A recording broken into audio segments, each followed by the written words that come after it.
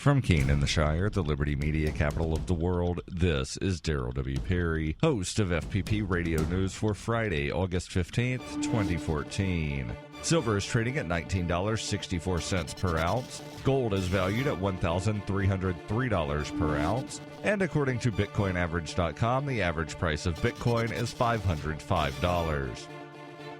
Antiwar.com reports Iraqi Prime Minister Nouri al-Maliki, after a multi-day attempt to retain power that included deploying tanks into the Baghdad Green Zone and filing lawsuits claiming constitutional violations, has finally agreed to step down and end his 8 years in office. Maliki gave a speech yesterday announcing he is stepping down and endorsing his successor, Prime Minister-designate Haider Abadi, who is also a member of the Dawa Party. Maliki has maintained that as the Dawa leader, only he was constitutionally allowed to be Prime Minister-designate, though his overwhelming unpopularity, even within his own party, meant he had no chance of forming a government. That task will now fall on Abadi, who seems to have enough votes to do so. Whether Abadi will be any different in practice than Maliki was is another matter entirely. Both are members of the same political movement with roughly analogous backstories, and the primary difference is that Maliki has fallen out of favor both domestically and internationally after 8 years of failures, while Abadi is, at the very least, a fresh face. FPP Radio News is brought to you by Coinbase. Coinbase is a simple and secure online Bitcoin wallet for sending, receiving, and storing Bitcoin. Get started at coinbase.fppradio.com. That's coinbase.fppradio.com.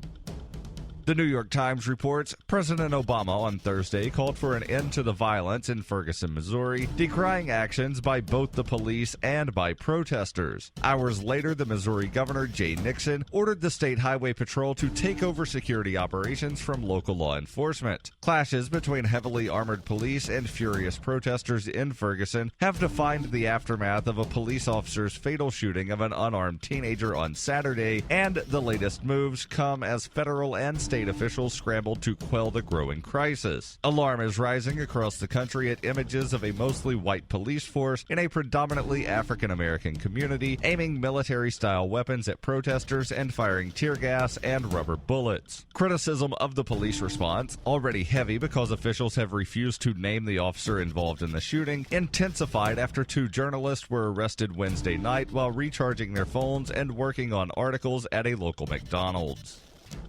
FPP Radio News is brought to you by Roberts & Roberts Brokerage. For over 35 years, Roberts & Roberts has been a trusted source for buying and selling your investment-grade precious metals. They now take Bitcoin for purchasing precious metals so you can turn your profits into a long-term investment. Call Roberts & Roberts today for knowledgeable advice on investing. 800-874-9760.